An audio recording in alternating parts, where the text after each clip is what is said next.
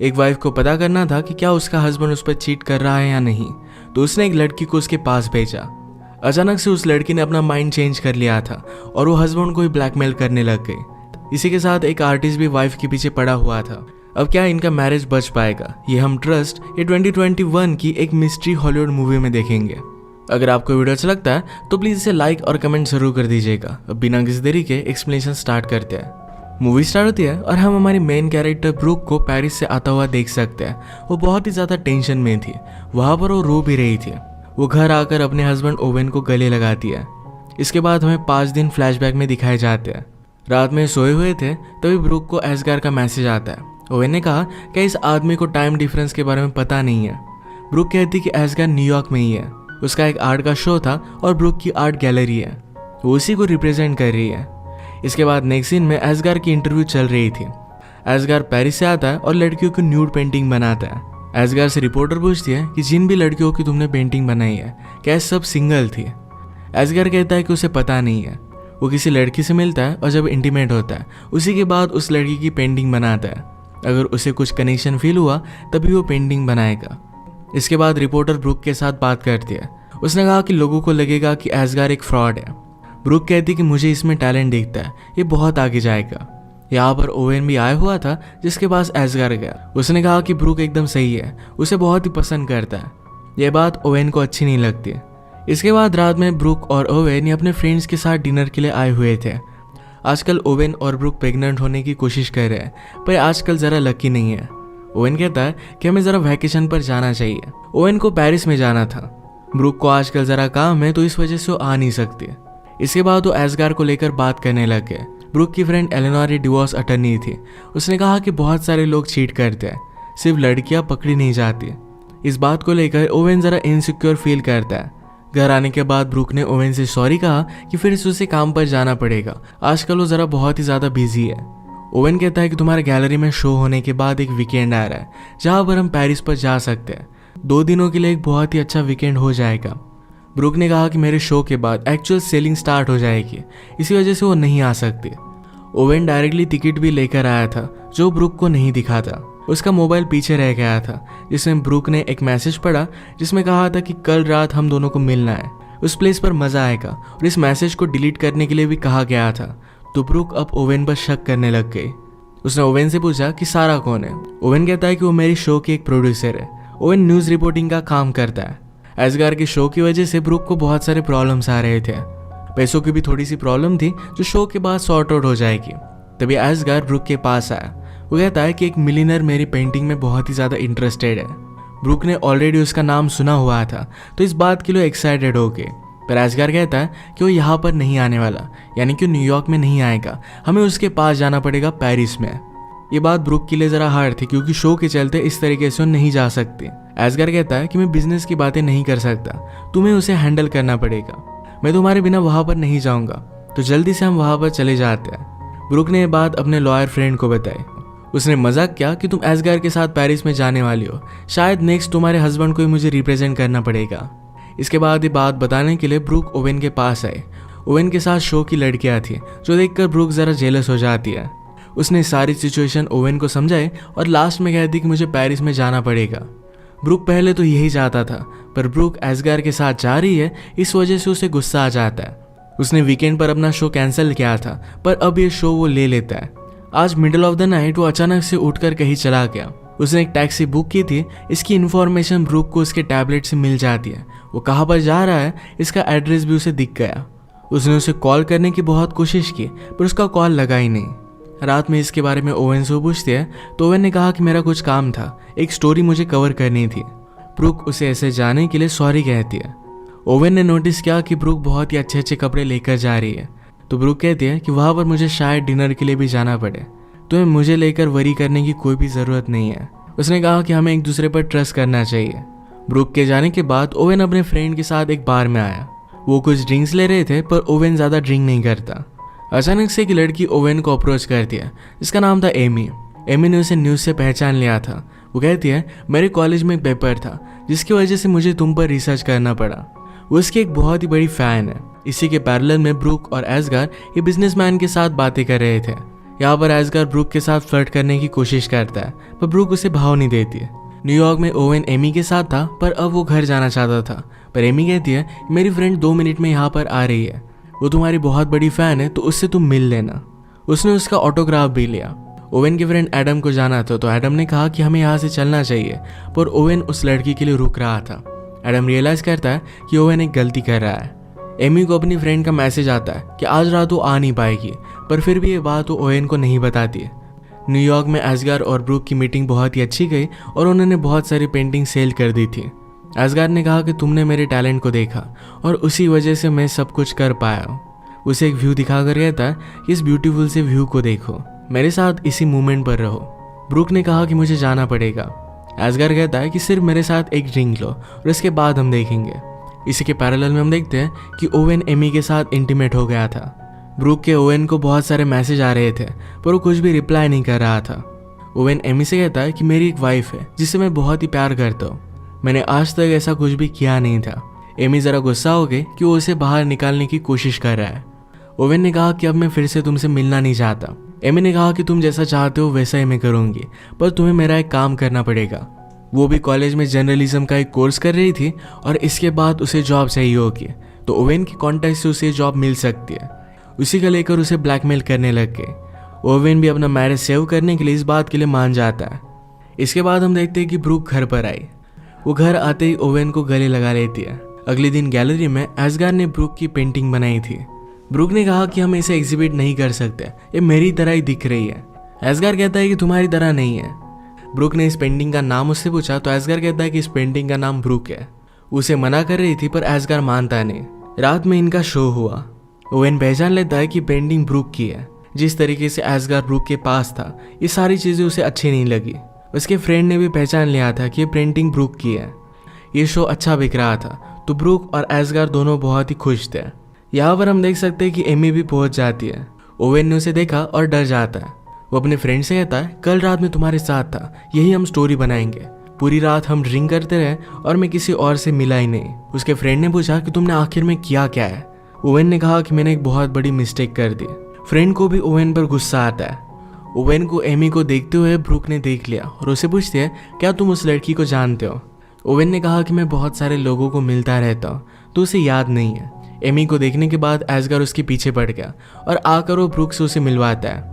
Brooke ने oven को introduction दिया, तो एमी कहती कि मैं उसे जानती हूँ, कल ही मैंने इनका ऑटोग्राफ लिया था। ओवेन कहता है कि मैं ज़रा कन्फ्यूज्ड हूँ, मैं शायद तुम्हें नहीं जानता। अब इसके बाद एमी को जाना था, तो एस्गार भी उसके पीछे पीछे जाता है। एमी डायरेक्टली ओवेन के घर पर आए, जहाँ पर ओवेन अकेला था। ओवेन ने कहा कि हम दोनों फिर से नहीं मिल सकते, पर एमी कहती है यहाँ पर चल क्या रहा है, इसके बारे में तुम्हें कुछ भी आइडिया नहीं है। इसके बाद हमें और एक फ्लैशबैक दिखाया जाता है, जब सारे फ्रेंड्स मिलकर डिनर के लिए गए हुए थे। ब्रूक ने अपने लॉयर फ्रेंड से बात की थी और कहा था कि शायद उसे लग रहा है कि ओवेन उस पर चीट करता है। फ्रेंड ने कहा कि ऐसा कुछ भी नहीं होगा, सिर्फ उस पर ज़रा ध्यान रखो। उसी रात अचानक से ओवेन कहीं चला गया था, तो इसके बाद ब्रूक अगले दिन फिर से अपने फ्रेंड से मिली थी। उसके फ्रेंड ने उसे समझाने की कोशिश की कि वो एक्चुअल में काम में होगा, पर ब्रूक मानती नहीं। उसे लगता है कि कुछ ना कुछ तो गड़बड़ है। फ्रेंड ने कहा कि बहुत सारे केसेस में जब भी हमें प्रूव करना होता है कि हस्बैंड चीट कर रहा है, तब हम एक लड़की को उसके पास भेजते हैं।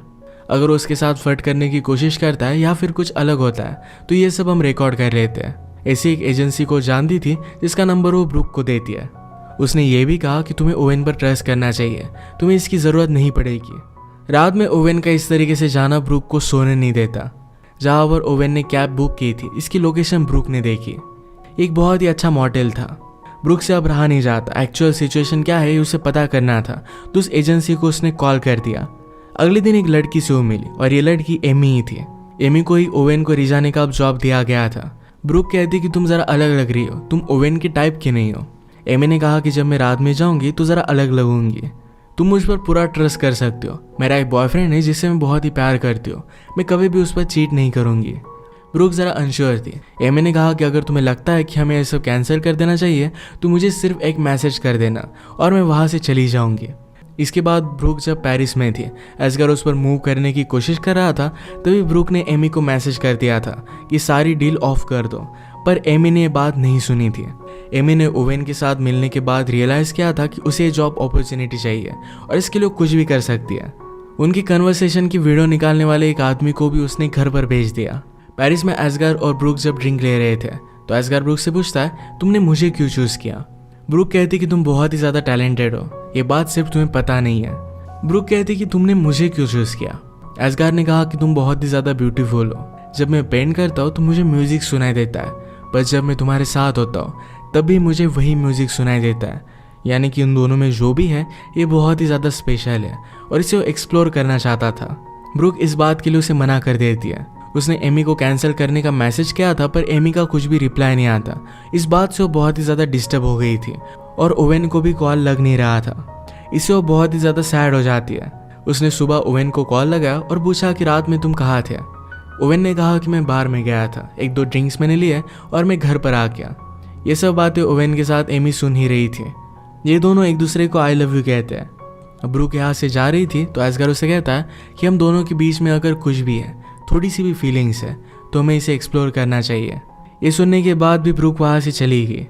अगले दिन गैलरी में एमी ब्रूक से मिलने के लिए आई। एमी कहती है, कल रात कुछ अजीब हुआ, मेरी फ़ोन की बैटरी भी चली गई थी, यानी मैं कुछ भी ऑडियो रिकॉर्ड नहीं कर पाए और हमारा वीडियो वाला आया ही नहीं। इस वजह से उसके पास कुछ भी प्रूफ नहीं है। पर वो कहती है कि ओवेन तुम्हारी टेस्ट पास हो चुका है, उसने मुझे कम्प्लीटली इग्नोर कर दिया था। ब्रूक को ये सब चीज़ें बहुत ही अजीब लगती है। वो अब भी शक कर रही थी। वो कहती कि मुझे ये भी नहीं पता कि एक्चुअल में तुम वहाँ गई थी या नहीं। एमी ने ओवेन से जो ऑटोग्राफ लिया था ये वो ब्रूक को दिखा दिया। कहती कि मेरे पास प्रूफ है। इसके बाद ब्रूक ने एमी को पे कर दिया। कहती है, रात में मेरी आर्ट गैलरी देखने के लिए आना, तुम्हें मज़ा आएगा। अब कल रात एक्चुअल में हुआ क्या था ये बात हमें पता चलती है। ओवेन बाहर से जाने वाला था पर एमी उसे रोक लेती है। एमी कहती कि मेरे पास कुछ सेलिब्रिटीज़ की एक लिस्ट है, मैं मेरे बॉयफ्रेंड के साथ रिलेशनशिप में हूँ पर फिर भी इन सेलिब्रिटीज़ के साथ मैं अफेयर कर सकती हूँ। ओवेन ने कहा कि फर्स्ट नंबर पर कौन है? एमी कहती कि मैं फर्स्ट नंबर बताने से नहीं डरती, 4 नंबर पर तुम्हारा नाम है। इसी के बाद उन्होंने नाइट एक साथ स्पेंड की थी। रात में एमी जब आर्ट गैलरी में आई तो ओवेन ने कहा कि उसे मिला ही नहीं है। इससे बात साफ साफ पता हो जाती है कि ओवेन और एमी ये दोनों झूठ बोल रहे हैं, क्योंकि एमी के पास उसका ऑटोग्राफ था। ब्रूक इस बात से उस पर शक करने लग गई। एस्गार एमी को घर लेकर जाना चाहता था। वो अपनी गाड़ी लेने के लिए गया, तभी ओवेन एमी से बात करने लगता है। ओवेन पूछता है कि तुम यहाँ पर कर क्या रही हो? एमी कहती कि इस सिचुएशन के बारे में तुम्हें कुछ भी पता नहीं है। तभी वहाँ पर एस्गार आ गया। एस्गार ओवेन से कहता है कि यहाँ डार्क में तुम कर क्या रहे हो? ओवेन ऑलरेडी गुस्सा था तो एस्गार को पंच कर देता है। इन दोनों में फाइट होती पर ब्रूक ने एस्गार को रोक लिया। इसके बाद एस्गार एमी को घर लेकर जाने लग गया। ब्रूक ओवेन को कन्फ्रंट करती है। एमी ने लिया हुआ ऑटोग्राफ उसने उसे दिखाया। पूछती कि तुमने मुझसे झूठ क्यों कहा? ओवेन ने कहा कि हम फ्रेंडशिप ड्रिंक ले रहे थे, उसमें उसने मेरा ऑटोग्राफ ले लिया था, इसमें कुछ भी बड़ी बात नहीं है। लोग मेरा ऑटोग्राफ लेते, मेरी फ़ोटो लेते, इसमें कुछ भी गलत नहीं है। ब्रूक ने पूछा कि क्या एमी ने तुम्हारे साथ सेल्फी ली थी? ओवेन कहता है कि हाँ ली थी। अब ब्रूक को कंफर्म हो गया कि एमी झूठ बोल रही थी। उसे इस बात को लेकर कन्फ्रंट कर दिया। कहा कि मुझे सब कुछ सच सच बता दो। ओवेन कहता है कि मुझसे गलती हो गई। इस बात से ब्रूक बहुत ही ज़्यादा अपसेट हो गए। ओवेन उसका पीछा करने की कोशिश करता है। ब्रूक ने कहा कि मुझे साफ साफ बताओ, क्या तुम उसके साथ इंटीमेट हुए थे? ओवेन इस बात के लिए उसे सॉरी कहता है।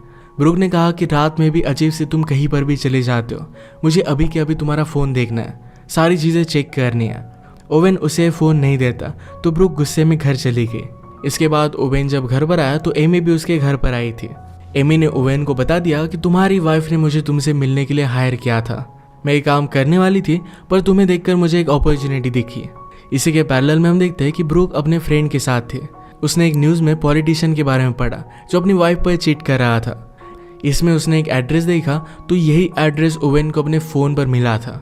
इसका मतलब है उस रात ओवेन जब बाहर गया था तो यही न्यूज़ कवर करने के लिए गया था। वो सच बोल रहा था, उसका किसी और के साथ चक्कर नहीं चल रहा। ब्रूक ने उसके साथ जो भी किया इसके लिए उसे बुरा लगता है और वो डायरेक्टली घर पर आ गए। पर घर पर एमी ओवेन के साथ थी तो इस बात से और भी ज़्यादा गुस्सा हो गए। ओवेन ने कहा कि तुमने मुझे सेटअप किया था, मैं इस बात को बिलीव नहीं कर सकता। ब्रूक कहती कि मैं तुम्हारा टेस्ट ले रही थी, तुम्हें ऐसा कुछ भी करना नहीं चाहिए था। ओवेन ने कहा कि तुमने मुझे इसमें फंसाया और इसके बाद मैंने सिर्फ रिएक्ट किया, इसमें मेरी कोई भी गलती नहीं है।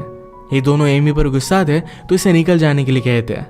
ओवेन ने पूछा तुम्हारे और एस्गार के बीच में उस रात पेरिस में क्या हुआ था, इसके बारे में भी तुमने मुझे नहीं बताया। अगली सुबह तुम बहुत ही ज़्यादा डिस्टर्ब होकर आई थी। अब उस रात का फ्लैशबैक हमें दिखता है। ब्रूक एमी को कांटेक्ट नहीं कर पा रही थी तो इस बात से वो बहुत ही ज़्यादा डिस्टर्ब हो गए। एजगर उसे ऐसे देख लेता है। उसने कहा कि मेरे रूम में आओ। उसने उसे एक स्ट्रीट दिखाई और कहा कि ऐसे एक वॉल पर मैं पेंट करता था और तुमने मेरा टैलेंट डिस्कवर किया है। हम दोनों इस मोमेंट में हैं, हमें इसे इस तरीके से जाने नहीं देना चाहिए। उसके साथ इंटीमेट होने लग गया, पर ब्रूक ने उसे मना कर दिया। अब प्रेजेंट में ओवेन ने ब्रूक से पूछा था कि क्या तुम्हारे और एसगार के बीच में कुछ है। तो ब्रूक कहते कि तुमने मुझ पर चीट किया, तो ये सवाल तुम नहीं पूछ सकते। इसका आंसर वो उसे कभी भी नहीं देगी। इसके बाद ओवेन ने अपनी बैग भरी और यहाँ से वो जाने लग गया। ब्रूक उसे पूछती है कि क्या तुम क्रिसमस के लिए वापस आओगे। ओवेन ने अपने सूट में से टिकट निकाले। उसने कहा कि क्या मेरे साथ क्रिसमस के लिए पेरिस पर आओगी। ब्रूक इसके लिए हाँ कह देती है। इन दोनों ने एक दूसरे को माफ़ कर दिया था। इसके बाद बहुत सारा टाइम गुजर जाता है और हम इन दोनों की बेबी को भी देख सकते हैं। इसी के साथ ये मूवी एंड हो जाती है। अगर आपको एक्सप्लेनेशन अच्छा लगा तो प्लीज़ इस वीडियो को लाइक और कमेंट ज़रूर कर दीजिएगा। मैं बहुत सारी मूवीज़ लेकर आते रहता हूँ, तो प्लीज़ इस चैनल को सब्सक्राइब कर दीजिए और बेल नोटिफिकेशन आइकन दबाना मत भूलिएगा। हम फिर से मिलेंगे और एक नई मूवी के साथ। तब तक के लिए थैंक यू और आप अपने आप का ख्याल रखिए।